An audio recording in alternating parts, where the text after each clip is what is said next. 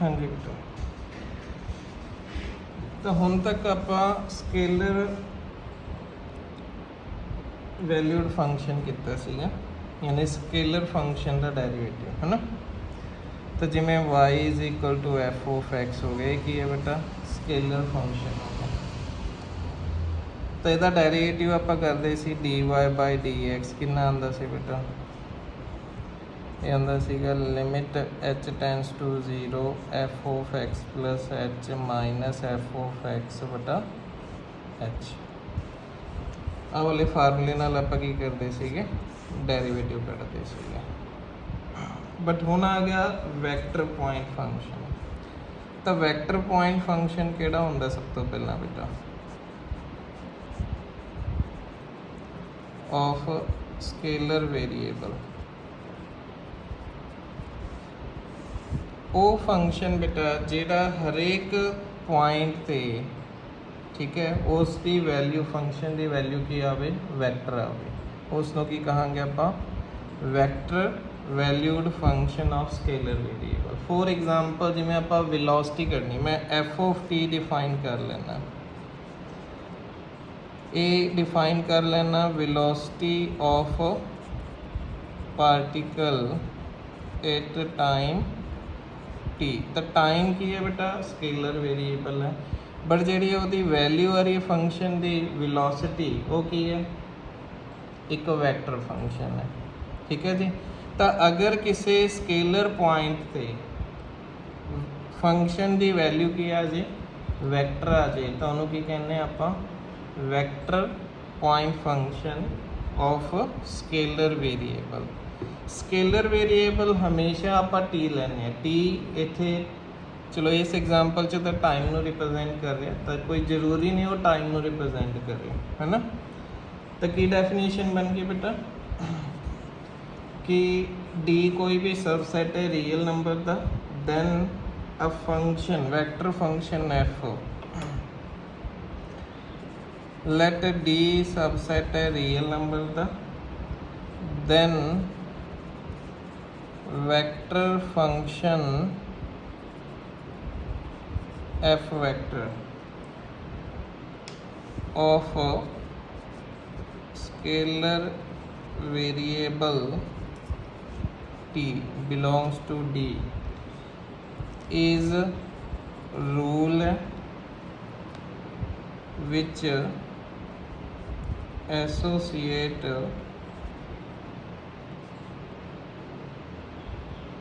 to unique vector। तो उस vector ਨੂੰ ਆਪਾਂ डिफाइन करांगे f of t at each point t belongs to D। तो D की है डोमेन है फंक्शन का, ठीक है, T उस चो कोई भी पॉइंट ले रहे हैं आप, तो हरेक पॉइंट ते अगर फंक्शन की वैल्यू की आ रही है, वैक्टर आ रही, जिमें आ डेफिनेशन दी सी, तो उन्होंने की कहांगे आप वैक्टर वैल्यूड फंक्शन कहांगे। तो जनरली आप आर वैक्टर बराबर लवांगे एफ ऑफ टी, एक ही है वैक्टर वैल्यूड फंक्शन है ऑफ स्केलर वेरिएबल टी का। तो आर वैक्टर की है, ए भी फंक्शन है स्केलर वेरिएबल, जोड़ा वेरिएबल होएगा बेटा वो हमेशा स्केलर ही होएगा, मतलब जोड़ा इंडिपेंडेंट वेरिएबल होएगा। तो आप डेरिवेटिव कर सकते हाँ विद रिस्पैक्ट टू कि टी दे, तो D R upon D T की आ जाएगा। तो derivative of vector function with respect to scalar variable ये आ जाएगा limit delta T tends to 0 F of T plus delta T minus F of T upon delta T.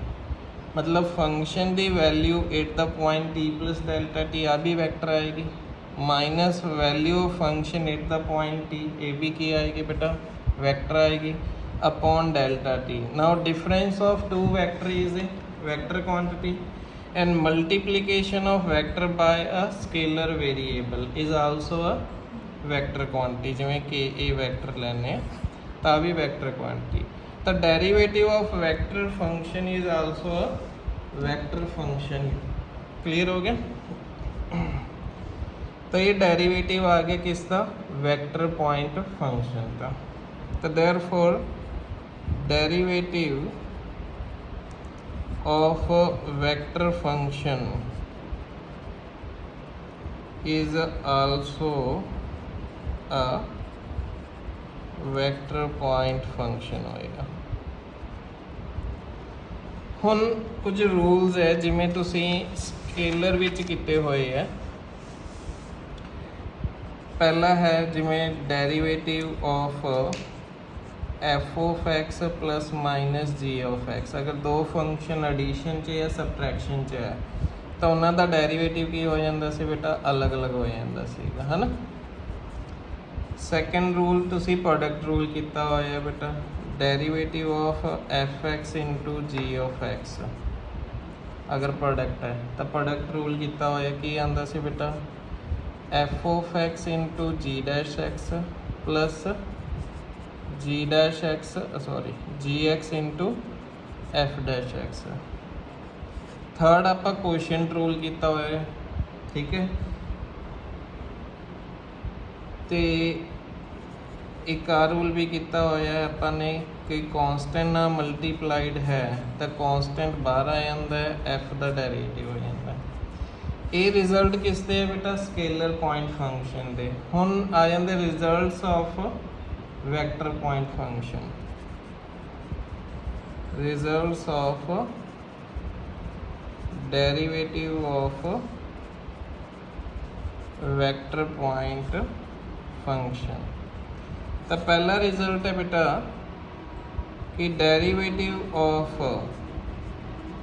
Some and difference of two vector point function, तो अलग अलग हो जाएगा बेटा। ये आ जाएगा D F upon D T plus minus D G upon D T आ जाएगा।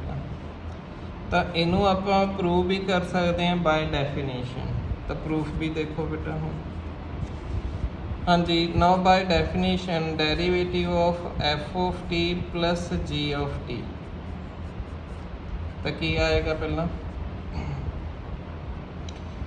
ये आ जाएगा limit delta T tends to 0, F vector दी value at the point T plus delta T plus G vector दी value at the point T plus delta T minus F vector दी value at the point T mine plus G vector दी value at the point T upon च delta T.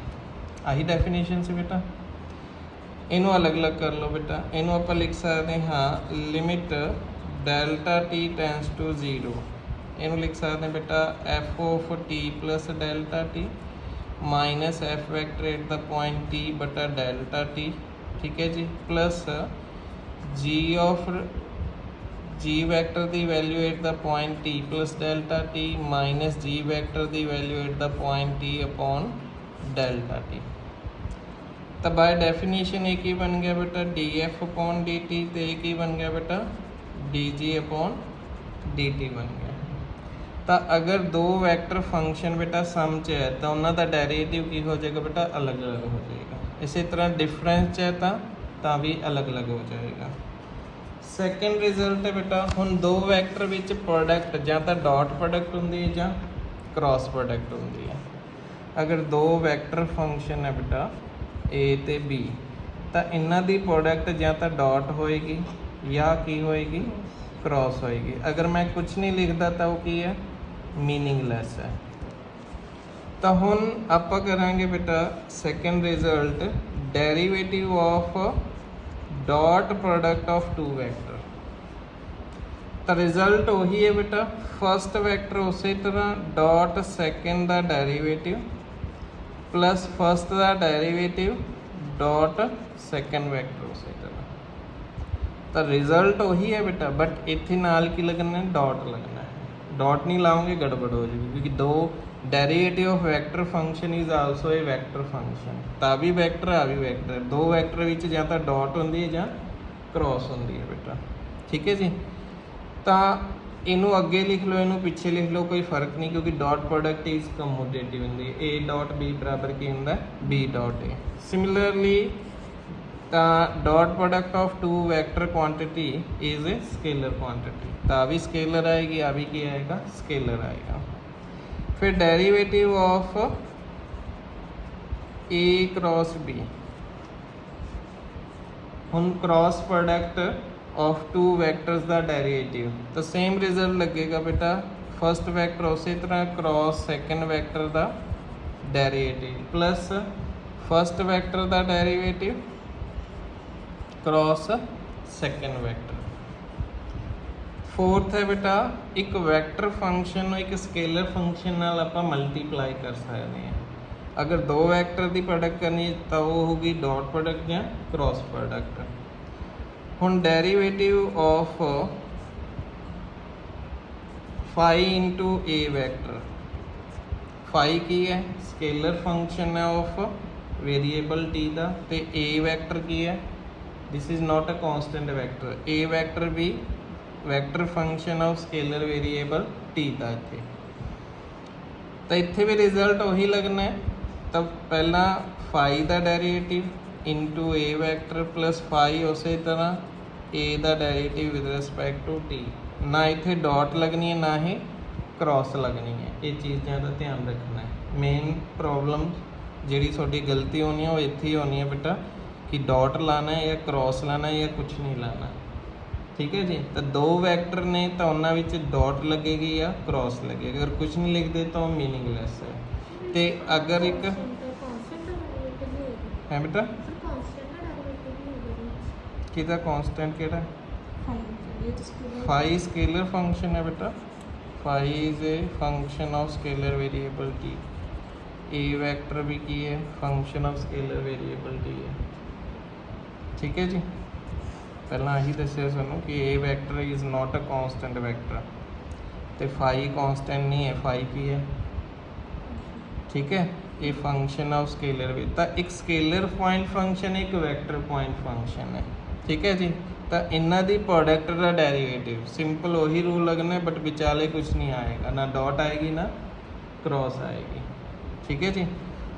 अगर इस तरह confusion हो रही है तो आप इनू इस तरह लिख सकते हैं बेटा कि phi of T into a of t, ठीक है जी।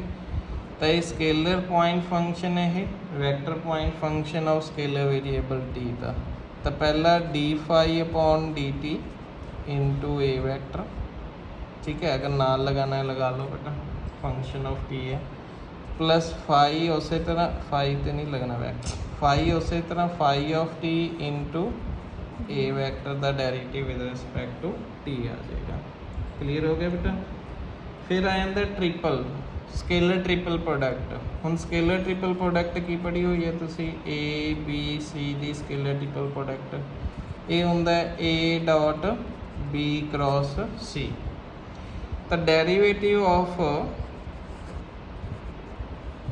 Scalar triple product of three vector, ये की आंदा बेटा, जिमें आप तीन फंक्शन की प्रोडक्ट का डेरिवेटिव करते हैं तो की होंदा है, पहला फर्स्ट फंक्शन का डेरिवेटिव सैकेंड एंड थर्ड उस तरह, फिर सैकेंड का डेरिवेटिव फर्स्ट ते थर्ड उस तरह, फिर थर्ड का डेरिवेटिव फर्स्ट ते सैकेंड, तो इस विच भी उस तरह आएगा। तो पहला की आएगा बेटा ए का डेरिवेटिव तो वो स्केलर ट्रिपल प्रोडक्ट बी ते सी नाल, प्लस फिर सैकेंड का डेरिवेटिव तो वो स्केलर ट्रिपल प्रोडक्ट किस नाल आएगी, ए ते सी नाल आएगी, प्लस की आएगा बेटा थर्ड का डेरिवेटिव तो वो स्केलर ट्रिपल प्रोडक्ट ए ते बी नाल, ए बी ते D C upon D T दी स्केलर ट्रिपल प्रोडक्ट। इसी तरह वैक्टर ट्रिपल प्रोडक्ट का आ जाएगा बेटा। वैक्टर ट्रिपल प्रोडक्ट की होंगी है A cross B cross C, because cross product of two vector is a vector quantity, है ना। एंड वैक्टर क्रॉस वैक्टर की आएगा वैक्टर, तो ये वैक्टर ट्रिपल प्रोडक्ट होगी। तो यदा की आएगा बेटा, यदा रिजल्ट की आएगा, सिक्स्थ आ गया ना, कि derivative of vector triple product of three vector, तो बिल्कुल सेम है। पहला फर्स्ट वैक्टर का डेरिवेटिव ਤੇ ਉਹਦੀ ਵੈਕਟਰ ਟ੍ਰਿਪਲ ਪ੍ਰੋਡਕਟ B ਤੇ C ਨਾਲ प्लस ਕੀ ਆਏਗਾ बेटा फिर सेकंड का derivative A cross dB upon dt cross C plus A cross B cross DC upon dt आ जाएगा। तो ये रिजल्ट्स ਨੂੰ बेटा याद रखने हैं तो प्रूव भी करने हैं। ठीक है, एक तो मैं प्रूव कराता, बाकी तुसी आप ट्राई कर लेना है। ये जो कोई वैसे तो प्रूफ आते नहीं है बट एज ए रिजल्ट याद रखना है। ਹੁਣ ਆ ਜਾਂਦਾ बेटा कॉन्स्टेंट वैक्टर की ਹੁੰਦਾ है। कॉन्स्टेंट वैक्टर ਕਿਹੜਾ ਹੁੰਦਾ बेटा वैक्टर ਵਿੱਚ ਦੋ ਹੀ ਚੀਜ਼ਾਂ ਆਉਂਦੀਆਂ ਕਿ ਇੱਕ मैग्नीट्यूड ਤੇ ਇੱਕ डायरेक्शन। अगर दोनों ही फिक्स हो जान तो ਕੀ हो जाएगा। अगर कला मैग्नीट्यूड फिक्स है डायरेक्शन फिक्स नहीं है तो कॉन्स्टेंट वैक्टर नहीं है। अगर डायरेक्शन फिक्स है मैग्नीट्यूड फिक्स नहीं है तो भी वो कॉन्स्टेंट वैक्टर नहीं है। कॉन्स्टेंट वैक्टर कदों होएगा जो मैग्नीट्यूड एंड डायरेक्शन दोनों की होणगे बेटा फिक्स होणगे तो उदों आपां उहनूं की कहांगे कॉन्स्टेंट वैक्टर। ये vector whose magnitude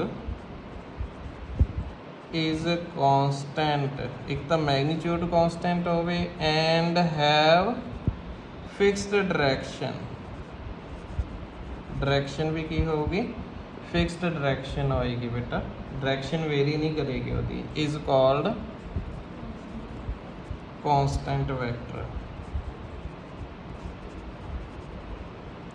for example जिमें ए वैक्टर ले ला 2i + 3j।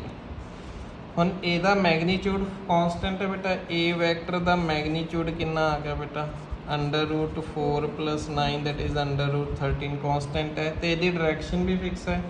ये किनू रिप्रेजेंट कर रहा है बेटा ए पोजीशन वैक्टर ऑफ पॉइंट नू रिप्रेजेंट करे जिसके कोऑर्डिनेट की है बेटा 2 3 है।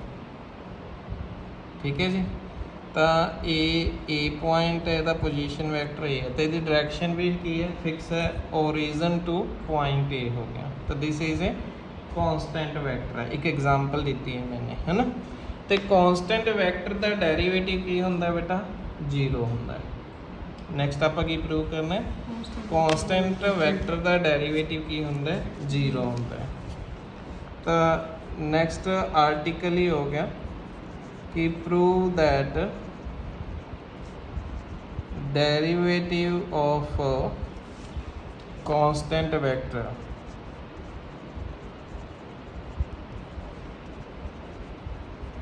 इज की आएगा बेटा 0 वैक्टर। 0 नहीं कहना क्योंकि derivative of vector function is also vector function.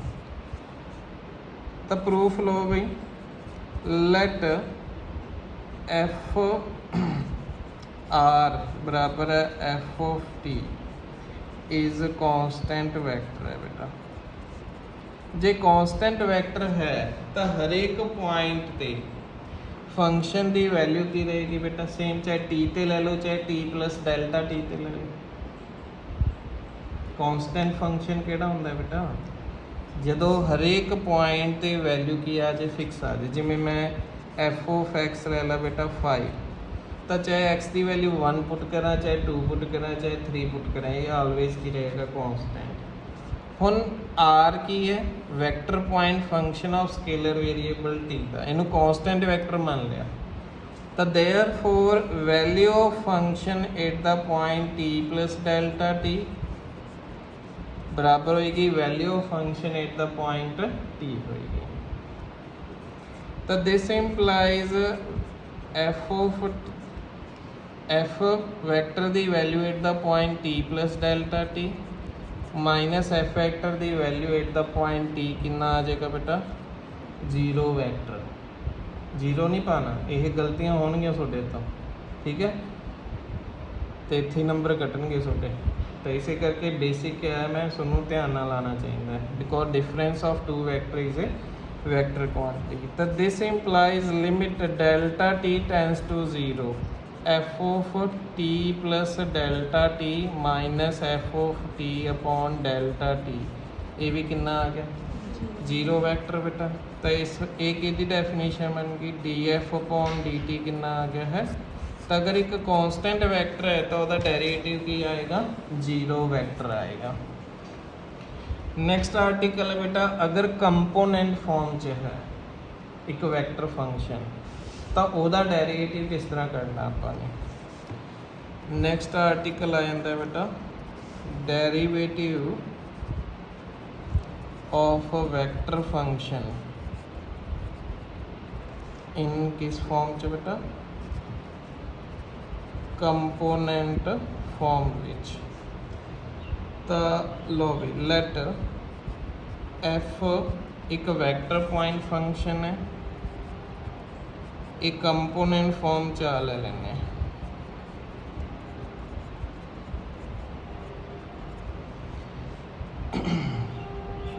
तो एक ही ने बेटा ये स्केलर कंपोनेंट है अलोंग कोऑर्डिनेट एक्सिस।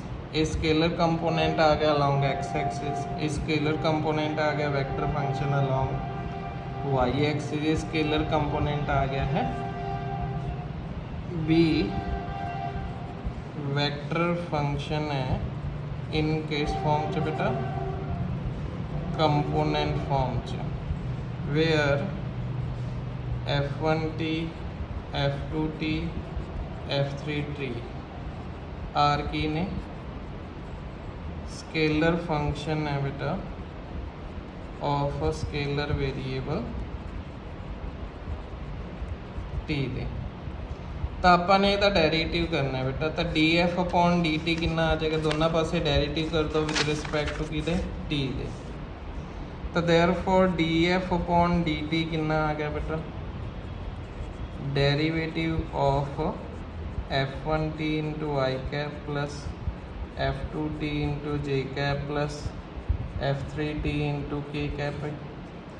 एडिशन चाहे तो डेरिवेटिव की हो जाएगा बेटा अलग अलग हो जाएगा f1t into I cap plus derivative of f2t into J cap plus derivative of f3t into K cap.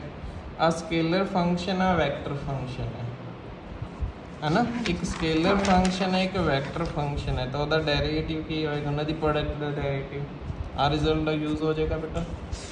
तो की आएगा बोलो ये आ जाएगा बेटा derivative of f1 with respect to t into I cap plus f1t उसी तरह d i upon D t. समझ आ गया बेटा। प्लस ये भी प्रोडक्ट लगा दो D F two upon D T into J cap plus f2t into D J upon D T plus यदा भी प्रोडक्ट लगाओ बेटा D F three upon D T into K cap plus f3t into D K upon D T. But I J K एक ही ने constant vector है क्यों इन्हों का मैगनीट्यूड भी कॉन्सटेंट यूनिट वैक्टर है तो डायरैक्शन भी फिक्स है। यदी डायरैक्शन है अलोंग एक्स एक्सिस यदी डायरैक्शन है अलोंग वाई एक्सिस यदी डायरैक्शन है along positive direction of Z axis. तो आई जे की आर की ने कॉन्स्टेंट वैक्टर्स है बेटा। तो therefore D i upon D T D J upon D T तो D K upon D T ये कितना आएगा भाई जीरो वैक्टर आएगा। तो आ भी जीरो वैक्टर बन गया आ भी जीरो वैक्टर आ भी जीरो वैक्टर। एक वैक्टर विच जीरो वैक्टर ऐड करूँगा तो वही वैक्टर आ जाएगा बेटा।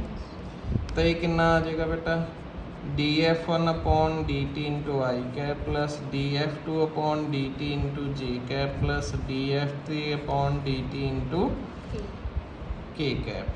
तो ओवरऑल बेटा अगर वैक्टर किस फॉर्म च कंपोनेंट फॉर्म च है तो सिर्फ वो स्केलर कंपोनेंट्स का डेरिवेटिव होता है ना।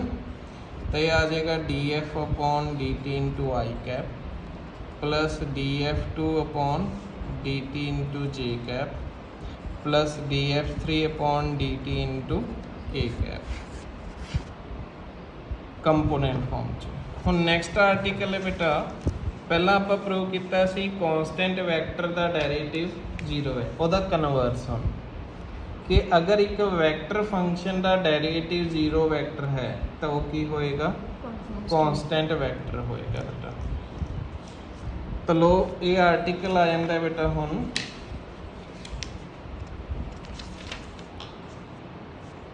Sixth necessary and sufficient condition for vector function to be constant is ਉਹਦਾ डेरिवेटिव की आएगा 0 वैक्टर। तो आर्टिकल 6 है बेटा कि प्रूव दैट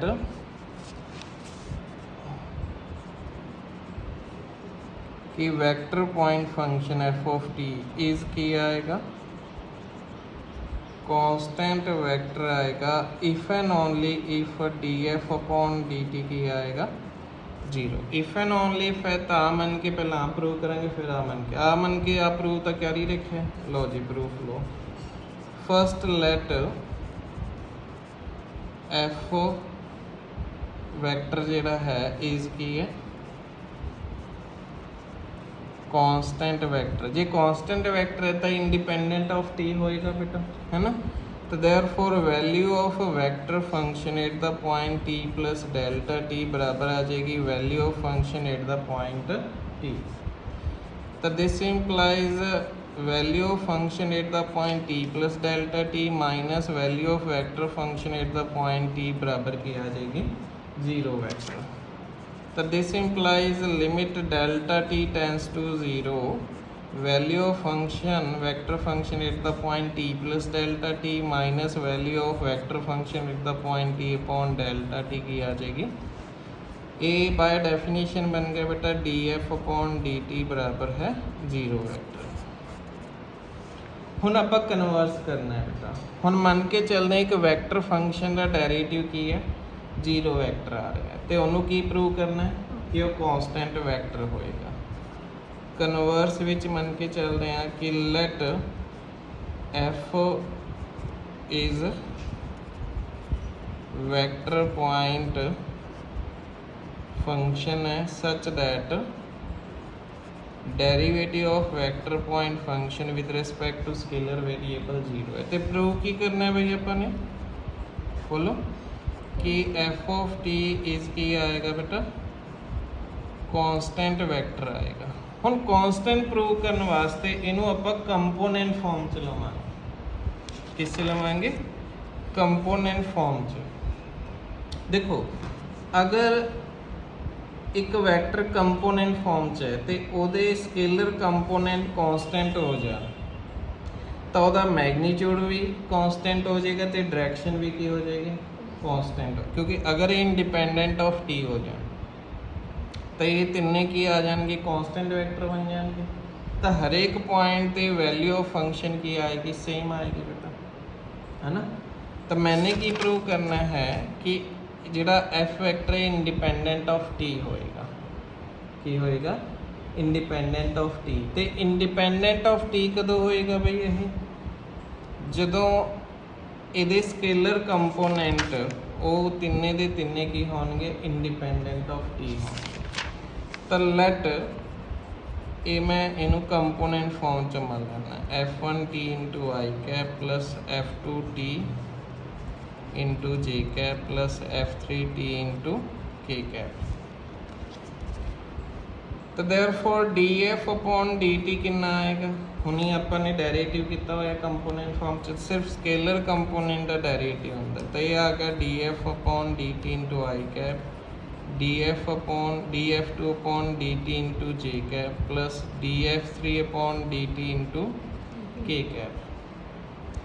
बट ये की दिता हुआ अपन 0 वैक्टर तो यदा मतलब df1 अपॉन dt इंटू आई cap plus df2 upon dt into J cap plus df3 upon dt into K cap. ये की आएगा क्यों? क्योंकि df अपॉन dt अपन की दिता हुआ भाई 0 वैक्टर दिता हुआ है। एक वैक्टर कंपोनेंट फॉर्म च 0 वैक्टर के बराबर कदों आएगा?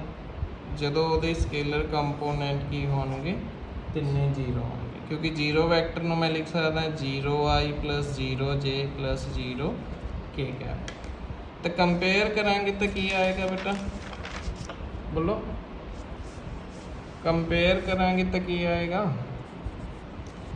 df1 upon dt, df2 upon dt ਤੇ df3 upon dt ਇਹ ਤਿੰਨੇ ਕੀ ਆ ਜਾਣਗੇ 0। ਜੇ 0 ਆ ਗਏ ਤਾਂ ਮਤਲਬ f1 f2 f3 ਆਰ ਕੀ ਹੋ ਗਏ ਇੰਡੀਪੈਂਡੈਂਟ ਆਫ t ਹੋ ਗਏ। ਤਾਂ ਜਿਹੜਾ f ਵੈਕਟਰ ਹੈ ਇਸ ਕੀ ਹੋ ਗਿਆ ਬੇਟਾ इंडिपेंडेंट ऑफ टी हो गया भाई। जे इंडिपेंडेंट ऑफ टी हो गया तो ए की बन गया इज कांस्टेंट वेक्टर बन गया। तब अगर एक वेक्टर कांस्टेंट है तो उसका डेरिवेटिव की आएगा 0 वेक्टर आएगा। तो अगर किसी वेक्टर फंक्शन का डेरिवेटिव 0 वेक्टर है तो वो की होएगा कांस्टेंट वेक्टर। क्लियर हो गया भाई। नेक्स्ट जिहड़ा है आर्टिकल 7th है बेटा कि अगर मैग्नीट्यूड कांस्टेंट है तो की होगा सिर्फ मैग्नीट्यूड डायरेक्शन की गल नहीं कर रही। अगर एक वैक्टर का मैग्नीट्यूड कांस्टेंट है तो की कंडीशन होएगी। तो आर्टिकल 7th है कि prove that a vector function f of t have constant magnitude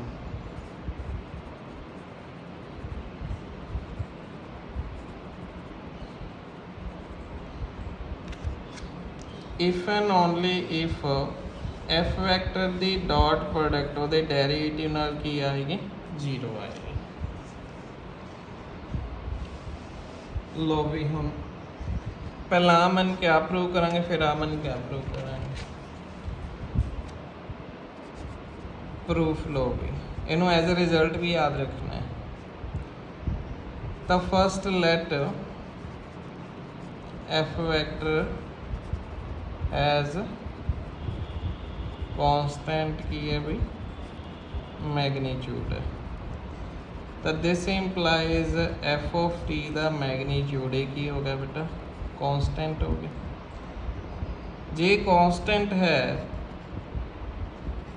तो ਇਹਦਾ स्केयर भी की होएगा बेटा कांस्टेंट ही होएगा। तो आपां नूं पता है बेटा ए वैक्टर का स्केयर बराबर होंदा ए वैक्टर के मैग्नीट्यूड का स्केयर पढ़िया होया आपां ने ए वैक्टर का स्केयर। तो इनू मैं लिख सकदा बेटा F of T dot F of T एक ही आ गया भाई कांस्टेंट आ गया। ए वैक्टर का स्केयर का मतलब होंदा है ए डॉट ए ये कांस्टेंट है तो इसका डेरिवेटिव की आएगा 0 आएगा बेटा विद रिस्पेक्ट टू टी। तो derivative of F of T dot F of T कितना आ जाएगा भाई 0। इसका डेरिवेटिव कर दो प्रोडक्ट रूल लगा दो बेटा की आएगा हाँ G D F upon D T dot F plus F dot d F upon D T ये कितना आ गया 0। बट ए डॉट बी किहदे बराबर होंदा है भाई बी डॉट ए दे बराबर होंदा है। तो इनू की लिख सकदा मैं 2 times F dot d F upon D T बराबर 0 आ गया बेटा। तो F dot d F upon D T कितना आ गया भाई 0 आ गया। तो आप मन के चले पहला कि यदा मैग्नीट्यूड कांस्टेंट है भाई। तो यदा मैग्नीट्यूड कांस्टेंट देख लिया। अगर ये कांस्टेंट है तो स्केयर भी की होगा कांस्टेंट होएगा। मैग्नी किसी वैक्टर के मैग्नीट्यूड का स्केयर कि बराबर होंदा है ए डॉट ए दे। तो ये बन गया F vector dot F vector. ये अगर ये डॉट प्रोडक्ट कांस्टेंट है तो इसका डेरिवेटिव की आएगा 0 आएगा भाई।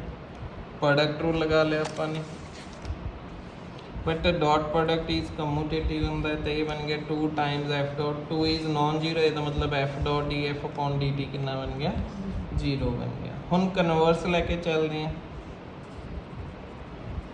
कन्वर्स विच की लैके चलोगे हुण मन के चलांगे एक एफ वैक्टर एक वैक्टर पॉइंट फंक्शन है कि उस इस तरह है कि उसकी डॉट प्रोडक्ट उसके डेरिवेटिव नाल 0 है। तो प्रूव की करना है कि उसका मैग्नीट्यूड की होएगा कांस्टेंट होएगा।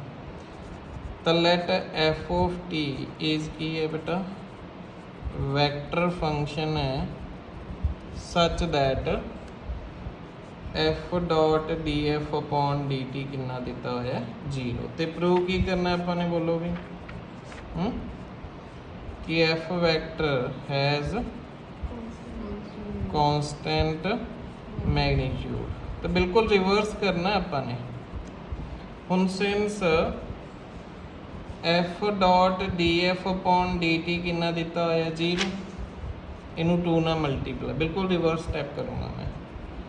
तो 2 times F dot d F upon D T कितना हो गया भी 0। इनू मैं की लिख सकता भी F dot d F upon D T plus D F upon D T dot F कितना हो जाएगा 0 बिकॉज ए डॉट बी किदे बराबर होंगे बी डॉट ए दे बराबर होंगे। ये बन जाएगा बेटा derivative of F of T dot F of T ये कितना आ गया भी 0 आ गया। एक ही बन गया भाई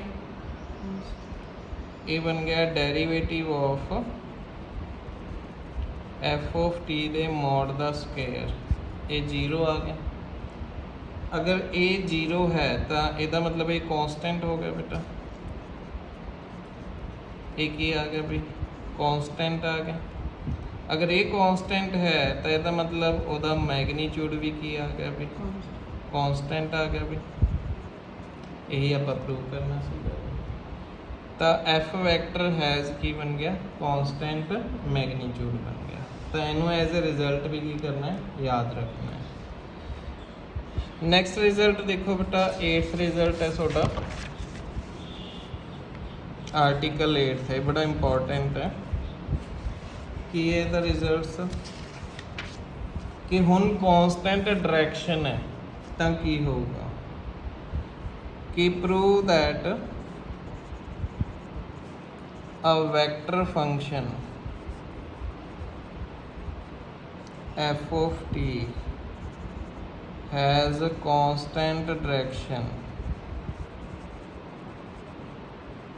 if and only if f vector the cross product ਉਹਦੇ ਡੈਰੀਵੇਟਿਵ ਨਾਲ ਕੀ ਆਏਗੀ ਬਈ 0 ਵੈਕਟਰ ਆਏਗੀ। ਹੁਣ ਦੇਖੋ ਜਿਹੜਾ ਵੈਕਟਰ ਦੀ ਡਾਇਰੈਕਸ਼ਨ ਹੈ ਉਹ ਯੂਨਿਟ ਵੈਕਟਰ ਨਾਲ ਡਿਟਰਮਾਈਨ ਹੁੰਦੀ ਹੈ। किस नाल डिटरमाइन होंदी है यूनिट वैक्टर नाल। तो अगर मान लो ये एफ वैक्टर है ठीक है जी ये अलोंग आप यूनिट वैक्टर आ ले लेने एफ कैपिटल एफ वैक्टर की ले लिया यूनिट वैक्टर ले लिया इन the direction of f vector ठीक है जी।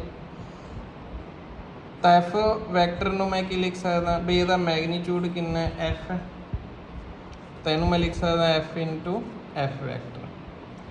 तो पहला आप सारा कुछ किस च लियावांगे यूनिट वैक्टर च लियावांगे क्योंकि डायरेक्शन किस नाल डिटरमाइन होंदी है बेटा यूनिट वैक्टर नाल डिटरमाइन होंदी है क्योंकि यूनिट वैक्टर का मैग्नीट्यूड की होंदा है बेटा कांस्टेंट होंदा 1 होंदा।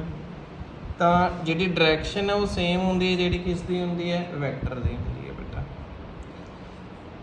तो लॉ प्रूफ दो first let capital F vector b की मान लेना मैं यूनिट वैक्टर मान लेना in the direction of f vector. तो देयरफॉर एफ वैक्टर की लिख सकते हैं f vector the magnitude into unit vector in the direction of small F vector. तो ये मैग्नीट्यूड हो गया ये यूनिट वैक्टर आ गया। तो D F upon D T कितना आ गया भी बोलो इनू नंबर 1 कह देना मैं हाँ जी। इहदा डेरिवेटिव हुण स्केलर फंक्शन है कि है वैक्टर फंक्शन है इहदा डेरिवेटिव करो प्रोडक्ट रूल लग जाएगा। स्केलर फंक्शन उसी तरह derivative of vector function plus derivative of scalar function into vector function D F upon D T आ गया नंबर 2 बेटा। तो therefore F cross D F upon D T कितना आएगा हुण एफ की वैल्यू आ पुट कर दो बेटा F into capital F vector तो D F upon D T की वैल्यू कितनी पुट कर दो आह पुट कर दो F into D capital F upon D T plus D F upon D T into F vector. कितों values put की आपने 1 एंड 2 तो वैल्यूज़ पुट कर दी। हुण जिहड़ा स्केलर है स्केलर नाल सिंपल मल्टीप्लाई होगी। एफ इंटू एफ कितना हो गया भाई एफ स्केयर, ये बन गया F cross D F upon D T plus F into D F upon D T तो एफ क्रॉस की आ गया एफ आ गया।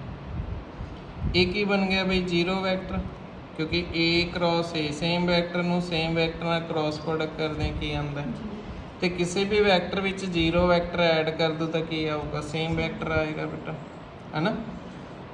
तो ये बन गया बेटा F square into F cross D F upon D T. तो ओवरऑल मैंने की प्रूव करता बेटा F cross D F upon D T कितना आ गया भाई F square into F vector cross D F upon D T. Number 3 ला लो।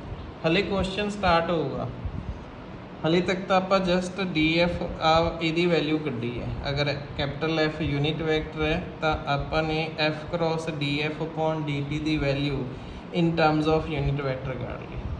हुण आप क्वेश्चन स्टार्ट करते हैं। पहला आप मन के चलते हैं कि यदि कॉन्सटेंट डायरैक्शन है तो आप प्रूव करांगे, फिर कन्वर्स आ मन के आप प्रूव करांगे, ठीक है जी। हुण first let F vector has constant direction.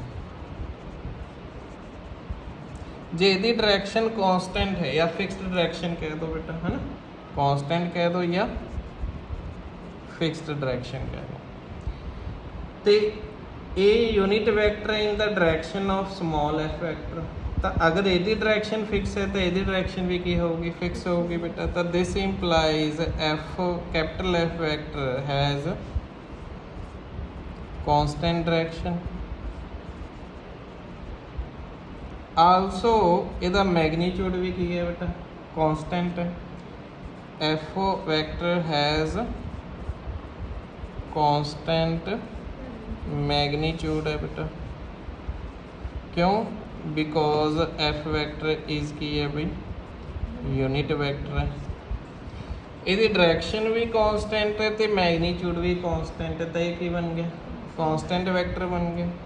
तो this implies capital F vector is की बन गया बेटा कांस्टेंट वैक्टर बन गया। हुण ये चाहे लाओ चाहे ना लाओ उहदे नाल कोई फर्क नहीं पएगा। ये अंडरस्टूड है किहदा फंक्शन है भी जो कैपिटल एफ वैक्टर ये टी का फंक्शन है तो स्मॉल एफ वैक्टर तो कैपिटल एफ वैक्टर भी किहदा फंक्शन होएगा टी का ही होएगा, ठीक है। जे कांस्टेंट वैक्टर है तो D F upon D T कितना आएगा भाई बोलो जीरो वैक्टर होएगा। तो from third implies F cross D F upon D T कितना आ गया भाई बोलो, ये आ गया F square into F cross zero vector. तो ये कितना आ गया भाई जीरो वैक्टर ही आ गया। यही प्रूव करना सी अपने F cross D F upon D T की आ गया भाई जीरो वैक्टर आ गया। तो अगर एफ ऑफ टी एक वैक्टर फंक्शन है, यदि डायरेक्शन की है फिक्स है तो ओदी क्रॉस प्रोडक्ट ओदे डेरिवेटिव नाल की आएगी। हुण कन्वर्स लोगे तो कन्वर्स विच की मन के चलांगे कि let f of t is vector function है such that is the cross product ये डेरिवेटिव नाल की आ रही है भाई जीरो वैक्टर आ रही। तो प्रूव की करना अपने प्रूव की करना है कि यदि constant direction F vector has fixed direction आएगी। तो यदि डायरेक्शन फिक्स करने वास्ते अगर मैं यूनिट वैक्टर की डायरेक्शन फिक्स करना तो यदि डायरेक्शन ऑटोमेटिकली की हो जाएगी फिक्स हो जाएगी। तो लो जी हाँ जी, since F cross D F upon D T कितना देता हुआ है जीरो वैक्टर, तो दिस इंप्लाइज यदि वैल्यू पुट कर दो F square into capital F vector cross D F upon D T कितना आ गया भाई जीरो वैक्टर आ गया। बाय कितों वैल्यू पुट करती थर्ड तो ਆਪਾਂ ने मैगनीट्यूड ਇਹਦਾ जीरो नहीं हो सकता की हो सकता अगर मैगनीट्यूड जीरो हो गया फिर तो ये जीरो वैक्टर ही बन गया ठीक है तो जीरो नहीं है तो मतलब आ चीज़ जीरो होगी तो दिस इंप्लाइज की हो गया F cross D F upon D T zero हो गया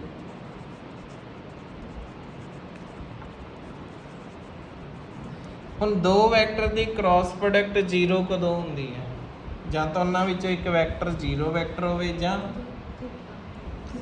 ਕੀ ਹੋਵੇ ਉਹ ਪੈਰਲਲ ਹੋ ਜਾਣ जीरो हो जाए 180 हो जाए पैरेलल हो जाए तो दिस इंप्लाई बट ये तो नॉन जीरो वैक्टर है क्योंकि यूनिट वैक्टर है यानी या तो आ जीरो वैक्टर होएगा D F upon D T की आएगा भी जीरो वैक्टर होएगा या एफ वैक्टर किदे पैरेलल हो जाएगा बेटा D F upon D T इनू नंबर 4th कहना बेटा आल्सो अपन ने प्रूव की करना है कि D F upon D T zero होएगा also F vector has constant magnitude है बेटा क्योंकि यूनिट वैक्टर है अगर कांस्टेंट मैग्नीट्यूड है तो पिछले आर्टिकल च प्रूव की किया सी अगर एक वैक्टर फंक्शन का मैग्नीट्यूड कांस्टेंट है तो वो डॉट प्रोडक्ट वो डेरिवेटिव नाल की होगी जीरो होगी बेटा जीरो वैक्टर नहीं लाना जीरो क्योंकि dot product of two vector is a scalar quantity हुण दो वैक्टर की डॉट प्रोडक्ट जीरो कदों होंदी है ਜਾਂ ਤਾਂ ਉਹਨਾਂ ਵਿੱਚੋਂ ਇੱਕ ਵੈਕਟਰ ਜ਼ੀਰੋ ਵੈਕਟਰ ਹੋ ਜੇ ਜਾਂ ਦੋਨੇ ਵੈਕਟਰ ਕੀ ਹੋ ਜਾਣ ਪਰਪੈਂਡੀਕੂਲਰ ਹੋ ਜਾਣ ਤਾਂ ਬਟ ਇਹ ਤਾਂ ਜ਼ੀਰੋ ਵੈਕਟਰ ਹੋ ਨਹੀਂ ਸਕਦਾ ਯਾਨੀ ਕਿ ਜਾਂ ਤਾਂ D F upon D T zero vector ਹੋਏਗਾ ਜਾਂ ਐਫ ਵੈਕਟਰ ਪਰਪੈਂਡੀਕੂਲਰ ਹੋਏਗਾ D F upon D T ਦੇ ਤਾਂ from 4th and 5th 4th ਤੇ 5th ਸਾਈਮਲਟੇਨੀਅਸਲੀ ਕਦੋਂ ਹੋਲਡ ਕਰਨਗੇ ਜਦੋਂ ਆ ਕਾਮਨ ਕੰਡੀਸ਼ਨ ਕਿਉਂਕਿ ਸੇਮ ਟਾਈਮ ਤੇ ਉਹ ਪੈਰਲਲ ਤੇ ਪਰਪੈਂਡੀਕੂਲਰ ਤਾਂ ਹੋ ਨਹੀਂ ਸਕਦੇ तो यदा मतलब D F upon D T की आएगा जीरो तो आ भी होल्ड करेगा तो आ भी होल्ड करेगा तो फ्रॉम 4th एंड 5th बेटा D F upon D T कितना आ गया भाई जे जीरो अगर एक वैक्टर फंक्शन का डेरिवेटिव जीरो आ रहा तो वो की होंगे कांस्टेंट वैक्टर हो गया तो this implies F vector is की बन गया कांस्टेंट वैक्टर बन गया तो ਇਹਦਾ डायरेक्शन की होगी फिक्स क्योंकि अगर एक वैक्टर कांस्टेंट है तो ਉਹਦਾ मैग्नीट्यूड भी कांस्टेंट ਹੁੰਦਾ ਤੇ डायरेक्शन भी की ਹੁੰਦੀ ਹੈ बेटा फिक्स ਹੁੰਦੀ है ਤਾਂ ਆਪਾਂ ਨੂੰ ਜਿਹਦੀ ਲੋੜ ਆ ਉਹ ਲਿਖਾਂਗੇ f ਵੈਕਟਰ हैज़ ਕੀ ਹੋ ਗਿਆ ਫਿਕਸਡ डायरेक्शन हो गई ਜੇ ਇਹਦੀ डायरेक्शन फिक्स है ਤਾਂ स्मॉल f ਵੈਕਟਰ ਦੀ डायरेक्शन भी की होगी बेटा हैज़ फिक्सड डायरेक्शन होगी समझ आ गया बेटा तो इनू एक एक दो बार लिख के देख लेना सिंपल रिजल्ट्स ने कोई आप रॉकेट साइंस नहीं कर रहे सिंपल वैक्टर के बेसिक रिजल्ट यूज़ कर रहे हैं आप ठीक है जी बस डॉट ते क्रॉस का ध्यान रखना है बाकी होर कुछ भी नहीं समझ आ गया बेटा हुण क्वेश्चन आ जाते बेटा सिंपल जो मैं तुहानूं एक दो एग्जाम्पल्स करवाना उस तो बाद तुसीं आपे ट्राई करके आनी है ठीक है आर वैक्टर किनू मनते आम position vector of general point मतलब ये हमेशा की होएगा एक्स आई प्लस वाई जे प्लस की होएगा जेड के एक्स वाई जेड ये फर्दर फंक्शन हो सकते हैं टी कौन है स्केलर वेरिएबल तो आर की होंगे बेटा आर वैक्टर का मैग्नीट्यूड ये कितना होंगे √x² plus y² plus z² होंगे एक तो ये याद रखना है तुसीं ठीक है कि आर वैक्टर की होंगे हमेशा position vector of general point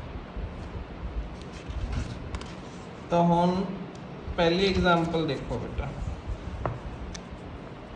simple जी है कुछ भी नहीं करना प्रूव करना है फर्स्ट पार्ट है कि प्रूव करना है अपने कि derivative of u cross d u upon D t कितने बराबर आएगा बेटा ये आएगा u cross d two u upon D t square के बराबर होएगा लो जी सोल्यूशन लो आप लैफ्ट हैंड साइड लेके चलिए बेटा की है ये derivative of u cross d u upon D T तो केड़ा रूल लगा दो प्रोडक्ट रूल पहला फर्स्ट फंक्शन का डेरिवेटिव क्रॉस सैकेंड फंक्शन उस तरह प्लस फस्ट फंक्शन उस तरह क्रॉस सैकेंड का डेरिवेटिव। बट एक वैक्टर ए क्रॉस ए कितना होंदा है बई 0 वैक्टर। सेम वैक्टर नूं सेम वैक्टर नाल क्रॉस प्रोडक्ट करोगे 0 वैक्टर, तो किसी भी वैक्टर विच आपां 0 वैक्टर ऐड करांगे तो की आएगा सेम वैक्टर आएगा। हो गया भाई प्रूव।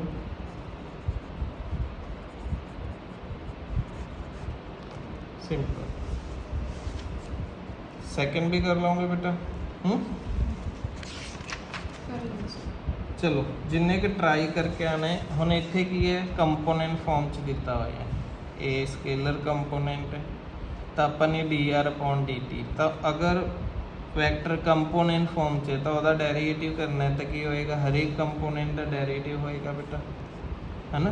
तो पहला x कंपोनेंट का डेरीवेटिव, y कंपोनेंट डेरीवेटिव तो z कंपोनेंट, फिर डेरीवेटिव करने तो फिर ही कंपोनेंट फॉर्म च तो डेरीवेटिव हो जाएंगे कंपोनेंट।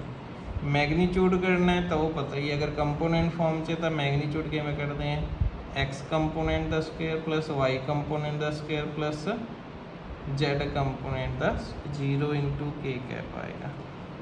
ठीक है जी। वैसे 0 वैक्टर है क्योंकि k वैक्टर कांस्टेंट वैक्टर है तो 0 वैक्टर ही आ गया, है ना। 0 k कैप भी की बन गया 0 वैक्टर ही बन गया। ठीक है। तो जिन्ने हो गए बेटा उन्ने ट्राई करके आने। ओके।